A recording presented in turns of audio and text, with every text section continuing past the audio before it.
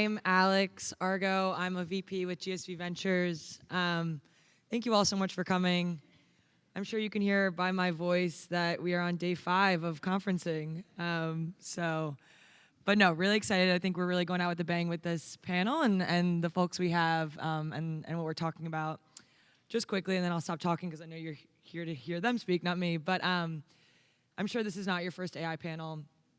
And, you know, a trend that I've really been seeing over the last 3 days, especially this year in general, is just going beyond what's shiny and new in terms of leveraging this technology and really drilling down to where we can find real utility out of it. And I really believe from the conversations I've had with this group here, that's very core to what they're doing at their respective organizations.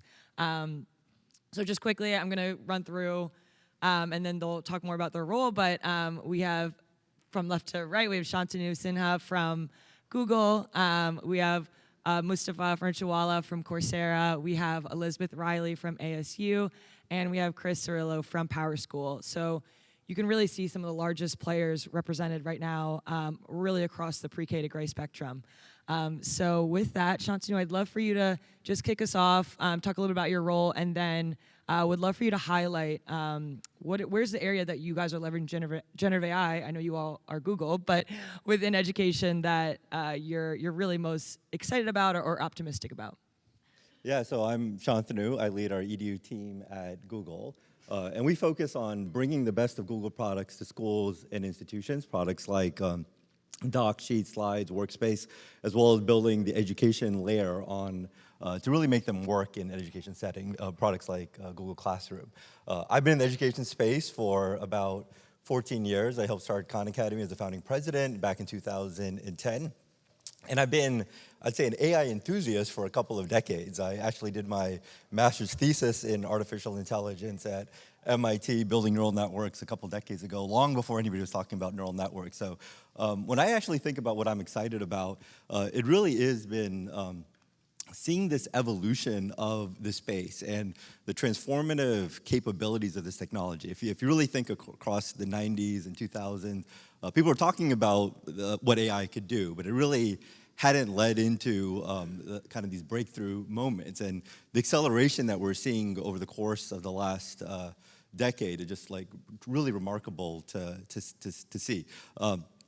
You know, the things that I'm really excited about from the Google standpoint, one is really pushing the frontier of science. I think we're still very, very early. A lot of people think about like, wow, so much has happened, there's so many capabilities. But really, it's the early days of what's possible here.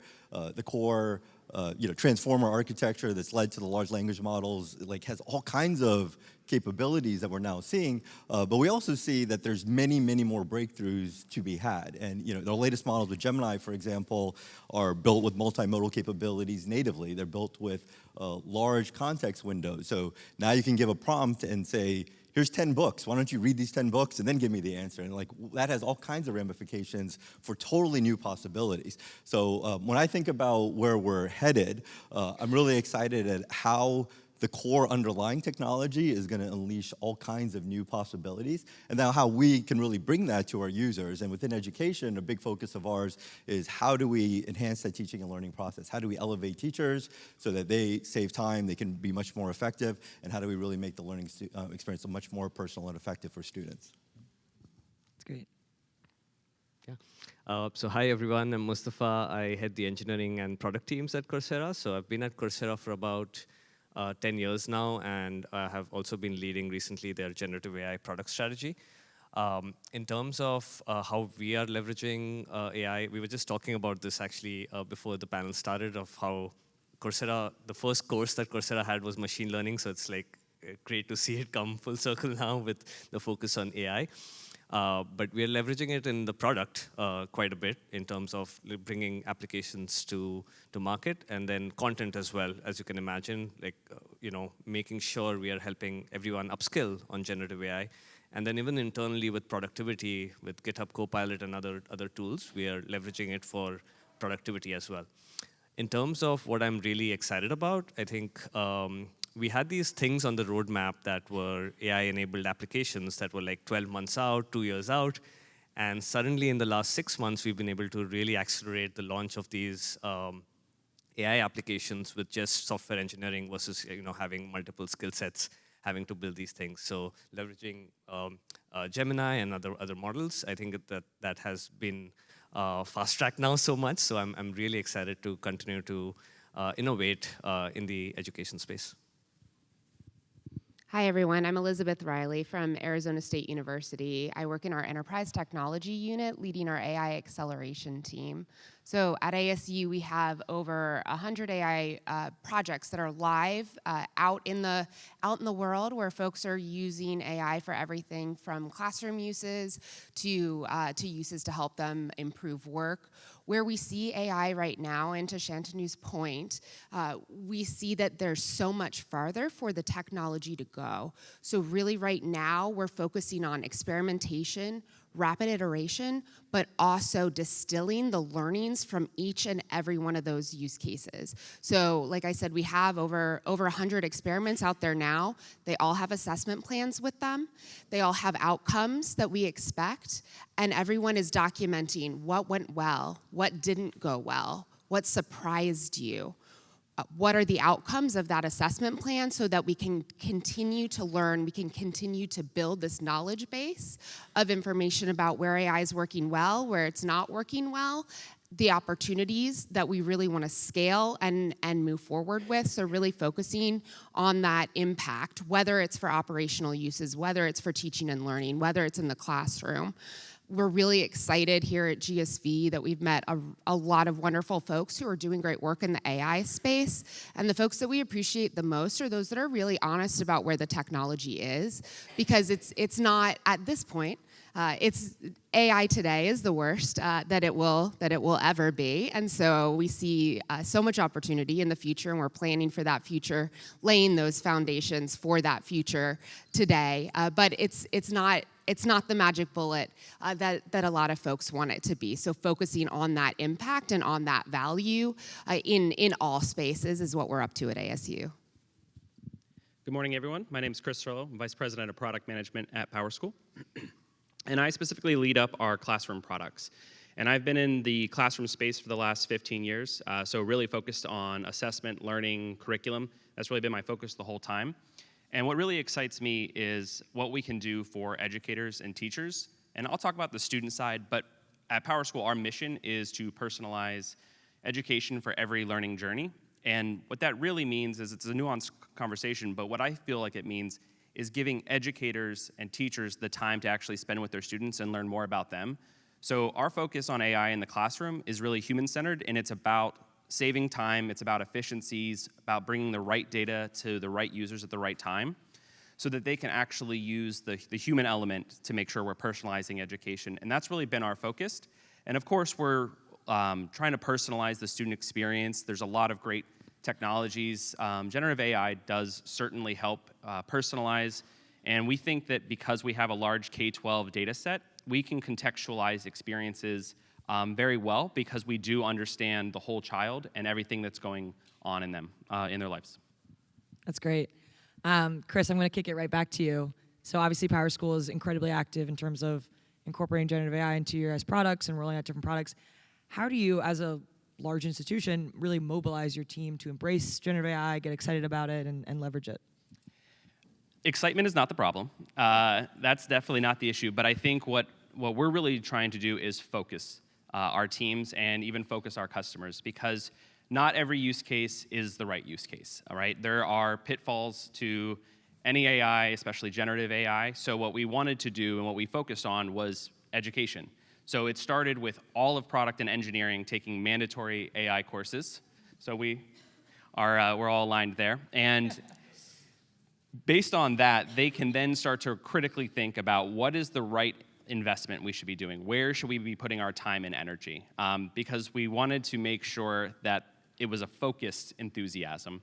So that's really been how we've approached it so far. And the team has really rallied behind it. I mean, there is no shortage of ideas. I would say the data science team by far is the busiest team at PowerSchool, because everyone wants to come to them and talk about their ideas. So it's really focusing that enthusiasm. Yeah. I mean, Elizabeth, I know ASU is incredibly active as well. Just to even drill down on that prioritization, because you can do so much with this technology, how are you thinking about that? Yeah, so we, like you said so eloquently, not every use case is the right use case for generative AI. So we have folks who come to us and say, okay, for my product, I brainstormed these 37 different ways that I can use generative AI. We say, whoa, whoa, whoa, take a step back. What are the problems that you're trying to solve? What are the biggest barriers for your students, for your staff, for your faculty? What are those big issues? We talk through some of those. If generative AI is the right solution to those big problems, we really look for that magical intersection between a problem, a barrier, an issue, or a wonderful opportunity, and where generative AI is the right solution, and then focus just on those and start small. So we start with a small proof of concept. We prove it out, because even if from all of the experience, our team thinks about generative AI day in and day out, and yet still we don't always know from the start, oh, that's gonna be successful, that's gonna be successful. So we create environments where people can experiment rapidly, they can learn, and they can make decisions that are informed about whether that particular use that they have is the right use, and then they can grow that. So we have a platform approach at ASU where we have a cloud and model independent platform. Today we have 21 different large language models that are available on that platform. If you want to stop by our booth downstairs, you can play with some of our fun generative AI tools. But we have tools available for the community to be able to experiment, get up and running quickly, fail fast, move forward. And then when they find that use case that is really special, where generative AI can make a really big impact, then we also give them the tools to scale that. Sure, yeah, I can talk about this a little bit as well. So I agree with the excitement. I think that was not the issue, but we did see a little bit of,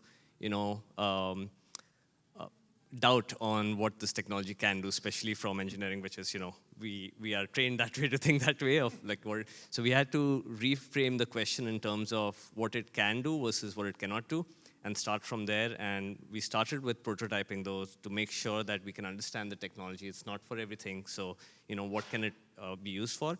And we sort of broke it down into 3 areas, which is what are current problems that we have that we need to solve, and how can generative AI help there? What are some new ways of learning that this can enable? And then what are some threats that this brings up, like academic integrity? Do we need to think about it differently, right? And so break it down into those 3 buckets, and then have very focused, intentional prioritization along those lines. I mean, it makes complete sense, but obviously as large organizations, right, the kind of entrepreneur mindset of build fast and break things, you don't really have the luxury to do that. You have a lot of responsibility with your students, your customers, your teachers. Shantanu, as Google obviously being one of the largest organizations, how are you thinking about some of those challenges with the responsibility you have as a large organization? Yeah, it's a great question. And one of the things that we say a lot at Google is we want to be bold and responsible. And the "and" responsible is actually a really important part of that phrase. And we need to be bold because it is important. This is an inflection point type of technology that can really enable all types of new possibilities, changing business models, changing capabilities for users, and you have to be at the forefront of that innovation. But we also have a big responsibility as an organization with billions of users, hundreds of millions of users in our education products, and really how do we bring that the right way? And one thing that, as I kind of look at this, I don't think we've ever experienced a moment like this in the past where you have things that are breakthrough research in the research lab to going to end users in months. I mean, not normally it's years, right? And it takes time to bake it and make sure you understand the capabilities. But now we're going to a world where it's going from like emerging capabilities in research labs to really being deployed in production environments in a really fast pace. And that's so important as an organization. Particularly large organizations, but any organization that has established products, to really think through that very carefully. I think the most important thing is to understand the technology and understand what it's capable of and make sure you're connecting it to the right expectations for your users. Because we all know, for example, generative AI can hallucinate. you can look at that and say, well, if I put it in these creativity applications like docs and slides and help it write with me, now I've turned that into a feature, and it's something that can put it in the right expectations for your users. But if you put it into search and it hallucinates, that has obviously a lot of, we've spent decades building our credibility as a more factual place to get answers on search. So you really have to understand how you're applying it and what the capabilities are. And one thing I'd encourage everybody to really spend time understanding the technology. I know last year, when it came out, a lot of people would see, kids cheating with essays, for example, with generative AI. And we have a plagiarism detection product, for example, within Classroom. And our team looked at it, and one of the things, well, can you build an AI detector to detect this? And because some people are going out there and they're putting that in the market, and I immediately looked at no, they're not. That you can't do that. The science doesn't. That's not where the technology is. These models are moving so fast, it's literally impossible to build an AI detector that doesn't have a 10%, 20% error rate. And then you think in an education setting, if you're putting a product out there that a teacher is going to accuse a student of cheating 20% of the time when they haven't cheated, that's being very irresponsible. So I think it is critically important that when you deal with kind of emerging capabilities, understand what it's capable of, but then make sure you're applying it in the right use cases, and you really balance that innovation with that responsibility. Yeah, I mean, so when you're rolling out these products into what you're offering to users with Coursera, how are you thinking about when it's ready to integrate into the product and release versus not ready, and how are you measuring that? Yeah, I could relate to a lot of things that Shantanu mentioned, especially the AI detection thing. We didn't go there just because it's not going to be possible. Apart from our users, we also have partners that we are responsible for, and so one of the early things that we started with was having AI principles around how we think about brand attribution, for example, or how we think about even training, right? And with LLMs, training can mean many different things. So making that clear, working with our partners on that was a critical first step before we even roll out or work on any of these applications. And then it was also important, as Shantanu mentioned, that we think about how to apply that technology in various use cases. In some use cases, it's actually an assistive technology that helps you with the first step. And then it's also a very iterative thing, right? You get to the first step, then you have human in the loop, and then you have more iterative steps. Many products that try to do input and output tend to struggle because the way you need to think about this is in an iterative way. So we've applied that in many technologies, and then we've made sure that for critical workflows like grading, for example, it helps the grader, but it's not just giving the grade to the user, right?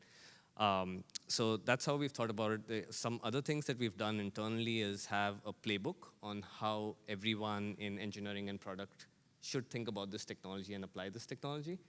And so that we follow through with those principles with clear actions on how the team can apply it versus just having it be high-level principles. Yeah, that makes a lot of sense. Elizabeth, so I know you guys are building some things internally. I know you're partnering with certain startups or organizations. How are you thinking about that, where you guys are deciding to build internally versus look for a partner? Would love to hear more about that. Yeah, so there are some areas where we are looking to you all, to industry, to solve some of those tougher problems. So our focus internally today is on large language models and making those available to our community in responsible ways, and creating a platform by which people can really iterate and really innovate all across the university. The spaces where we are looking to our industry corporate partners to help us solve problems is in the analytics space. That's a tougher problem to solve. We're really looking for a lot of that image, video generation, those things that take a whole lot of compute, that have a whole lot of complexity in them. We're really looking to you all to solve some of those challenges for us, and then adopting those as we see those technologies progress. And so we know what we do well. we know what we engineer well, and we also know what we might not do as well. We always say we can build anything, but should we build anything? Should we build everything?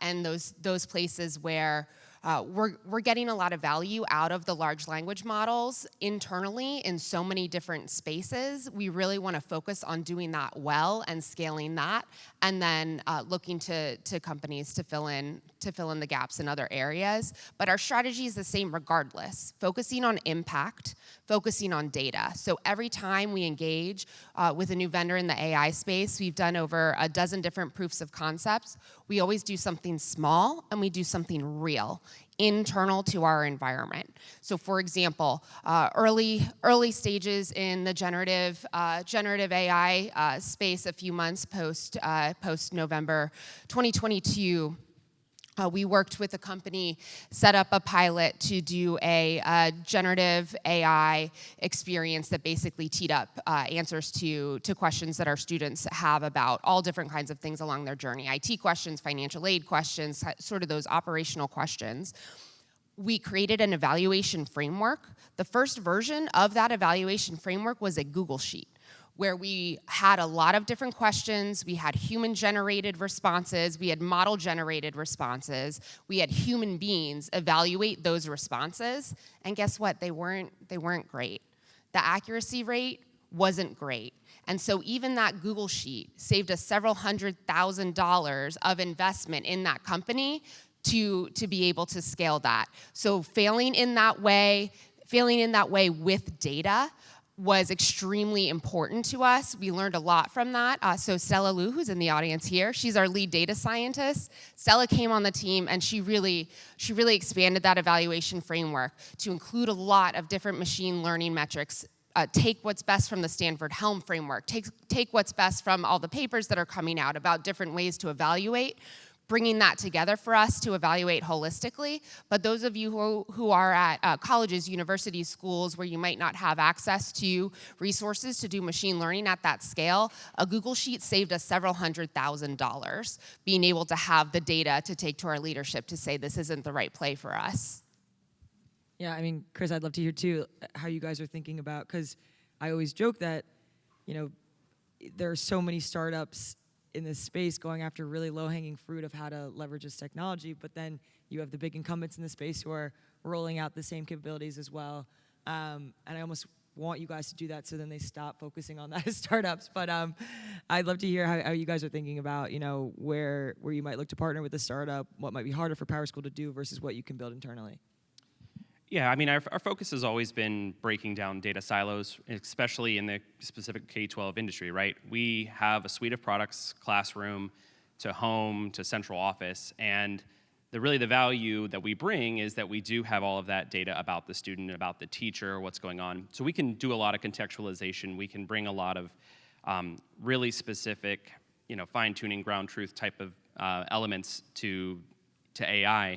And what we want to effectively do is make sure that we can keep our users in our ecosystem, because what we want to do is we just want to streamline the workflows for teachers and educators. So when there are startups out there who are doing incredible things, we don't want that to become another data silo, right? Another part of the student's learning journey that's no longer known by the core system. So we do want to partner with those institutions. We care a lot about data interoperability as well. So 2 years ago, we released Connected Intelligence. That's our data as a service offering. It's a data lake where we provide that data back to the districts, and it's really built on data governance, data sovereignty, but we want to make sure that we're interoperable because we're going to be most successful if we can really get the right recommendations out of these systems or the right workflows. And I think AI is only as good as the data that you have behind it.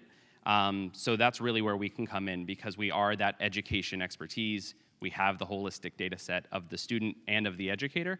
And so that's where some of the startups might struggle, because they don't have that context. They have to rely on what the large language model can do with just the prompt engineering that they're doing. Because we have our context, we have the ability to personalize those responses, and that is experienced a lot more. So that's kind of where we see ourselves fitting. And we partner with the right organizations that help fulfill that. Yeah, that's great. So, as large organizations, you obviously have a massive customer base. You already have rolled out products.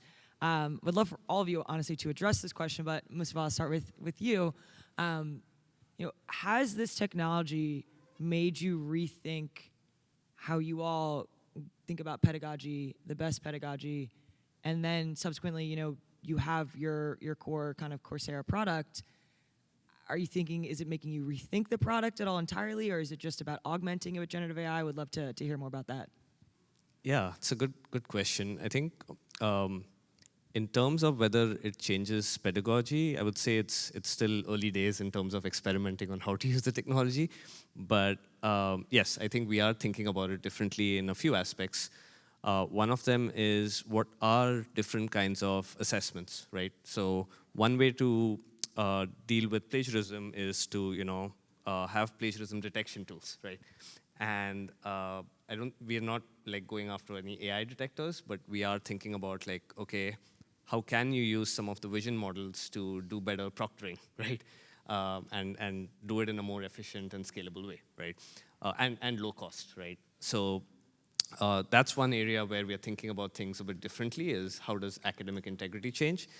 But then we're also thinking more importantly about how do assessments change in this world. So one example is we're thinking about whether, after you take an assessment, you can have a dialogue with a coach that understands your understanding of, the concepts, right? And we call that integrity check, but that way you can have a dialogue-based assessment after the assessment itself to further your understanding of the topic, as well as get better academic integrity into that assessment. So that's just one example, but we are thinking of different ways in which we can leverage this technology to make assessments better. And then lastly, I think we also have something called Coach, right, that we've launched, and there is definitely many chatbots out there, but we've seen it if used in the right way to help you practice questions or help you prepare for an exam before an exam. I think those are the use cases that we found have resonated with learners. So that's another place where we're thinking of using the technology in terms of guiding learners through the course. Shantanu, I'd love to hear from you on this as well. Yeah, so I think I agree with a lot of what Mustafa is saying there. I think this is an inflection point technology, which is going to change a lot. It's going to change how schools operate, how teachers operate, and it's going to be over time. And it's really important when you're dealing with change of this nature to really pay attention to your users. And I'd say that probably the number one thing that we think about is that focus on our users, listening to our customers, listening to our teachers, listening to our students, institutions, and understanding how things are changing and how our tools can be used in new ways. Because I totally agree, like what teachers do is going to change. Maybe there's more oral defenses. Maybe there's all kinds of different things that are going to start to happen. And then there's all kinds of opportunities for our products in new ways to say like, whoa, actually it turns out that asking students to record a video and making sure that they understood what they wrote about and having AI like grade that for the teacher, maybe that's a really interesting application of that. But it all comes out of understanding the user needs and figuring out how we can take our products to meet those changing needs in this environment. And that's similar with every inflection point. When you think about mobile, think about the internet, all kinds of things change, and it's so important that how you navigate these as you focus on users. And I think about our products, it is that combination approach, which is we're thinking about our existing products and where AI can help with these journeys and make it more streamlined, more efficient, easier for our user base. And then there's places where you do want to rethink it a little bit and say, well, actually, there's totally new capabilities, but it's important not to get focus too much on the technology there. See, what is the technology enabling, but what's this user need that I'm solving for, and making sure that you are thinking about that. There's a number of things, like last week we actually announced Vids, for example, which is a new AI first video editor as a part of Workspace, one of our first new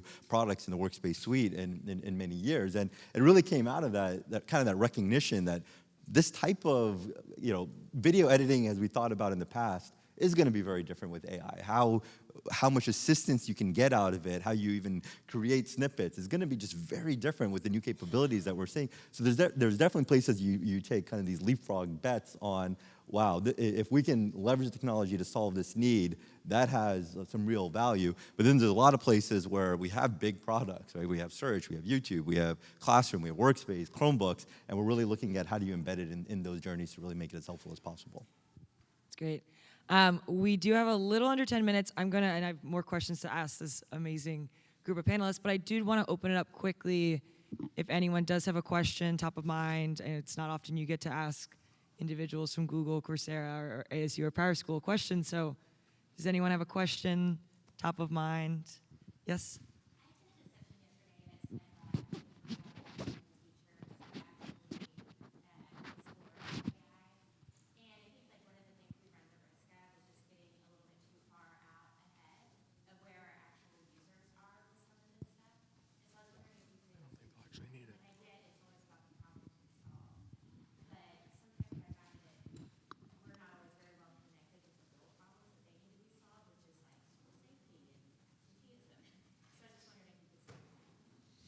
Yeah, I can jump in there and hand it to other folks. So totally agree. I mean, this is moving faster than we've ever seen, but we also need to recognize the change management need that's going to happen with any new type of technology here. And I think there's different parts of how to address that.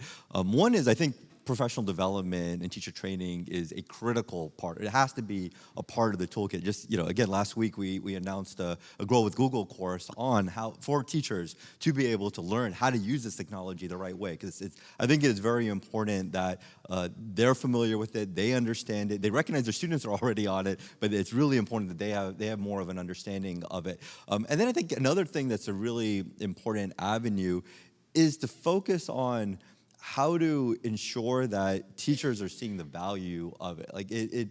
It's one thing when it's new, scary technology that's impacting different parts, but what you're doing in your classroom, you don't understand where it fits. That puts a lot of fear. That puts a lot, it creates a lot of resistance to adoption for things. And I think that's where it's so important and really a core focus of how we bring technology, that we're helpful from the beginning. A teacher needs to look at this and say, this helps me for my problems. And when they see technology doing that, that's when they adopt it. And I think we've seen that over time.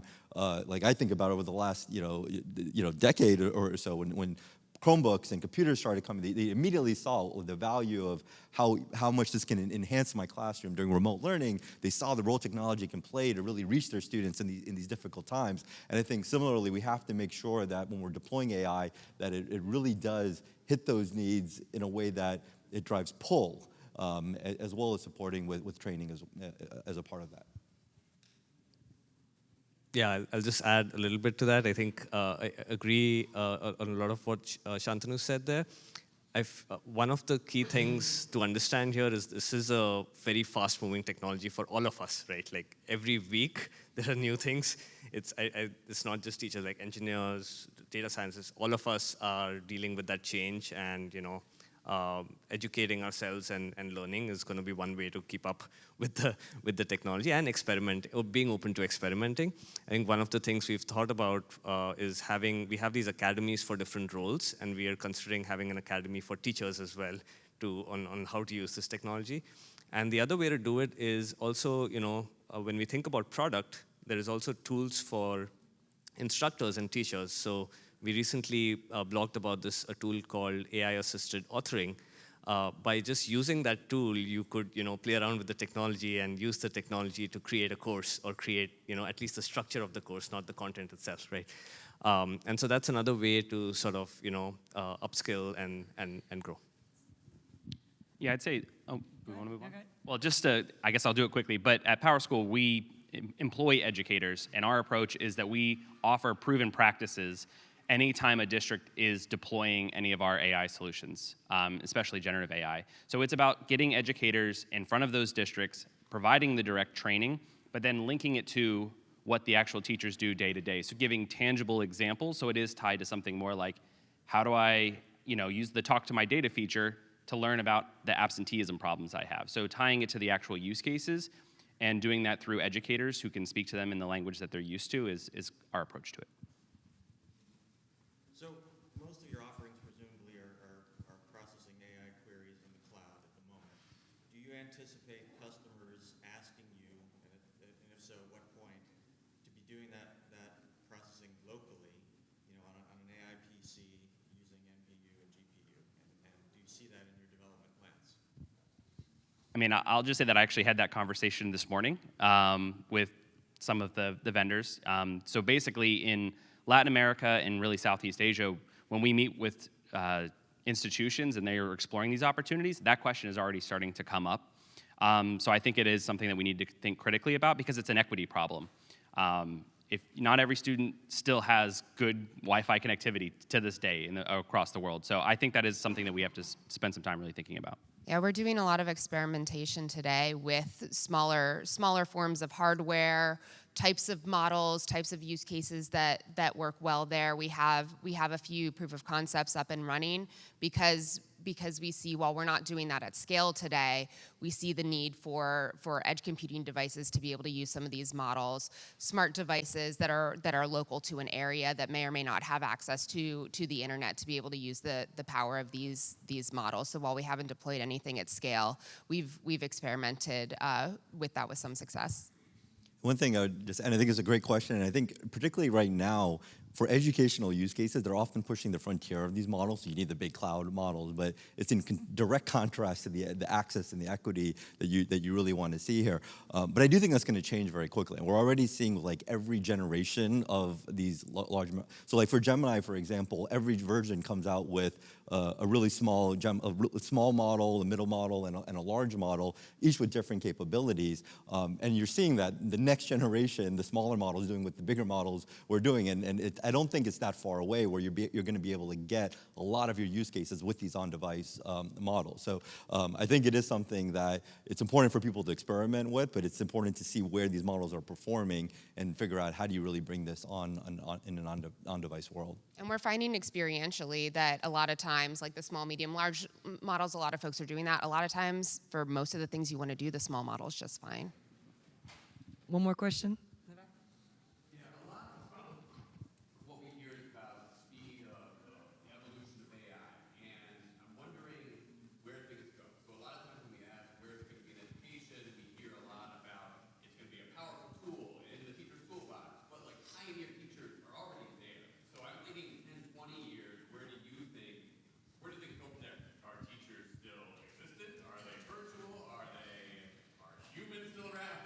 Go in 10, 20 years with that technology, with the speed at which it's progressed? It's a heavy question. Who wants to start? So we're seeing the arc in this space toward highly personalized, holistic learning experiences that meet the person where they are, regardless. So I see a future where there aren't grades, and we have so much information about how someone's interacting and learning and growing that we're able to even assess learning specific to that individual and where they started and how they progressed, and that they just have this suite of wraparound tools. So we talk about these over 100 use cases that are live today that we're experimenting with. All of them are small stepping stones on that journey to this highly personalized learning environment where we're meeting people where they're at. Yeah, that is quite a loaded question, but I'll try to. I think my high-level thing on this is I'm pretty optimistic. I take an optimistic view of this, which is it makes all of us more productive and helps us with our tasks, which is going to help us to focus on even bigger problems and solve bigger problems in a faster way, which means if you think about all the roles and all the tasks, not just teachers and educators, across the board.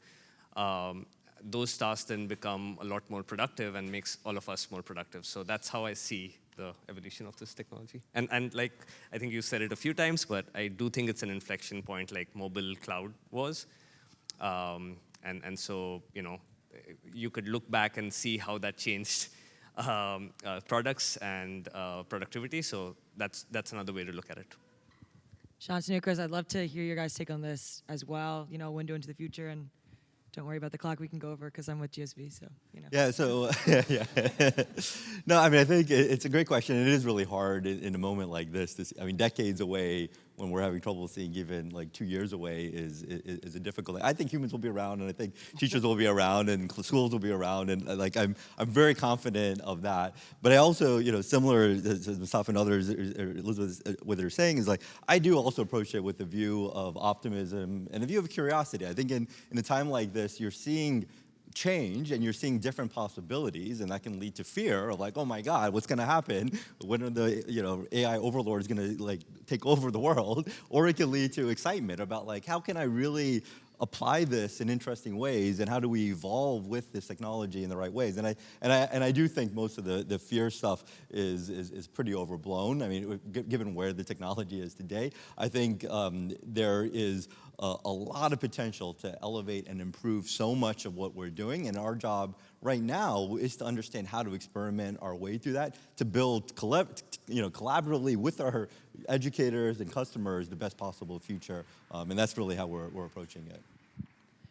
The immediate thing that came to my mind, it actually goes back to the pedagogy question, is the fundamentals I don't think are ever going to change. It's about, and education's not a knowledge problem. It's about critical thinking skills, and it's about problem solving. And that's what we're always going to have to do. And so I think the evolution will always just help to make sure that we have the best possible tools at our fingertips so we can solve problems and think critically together so we can grow. And sure, maybe some of the mundane stuff will go away, but I don't see the fundamentals of like education changing, and the teacher's always going to be there because they're just going to shift their focus to helping that student through more like SEL, understanding them, that personalization I talked about, right? It's the human is going to be able to personalize all of the time they're spending with the students, because a lot of the other kind of mundane tasks or things that we can't automate will be done. And I think it'll always be in service to making sure people can think critically and problem solve. I think that's a perfect note to end on. Can we just have a round of applause for these amazing panelists?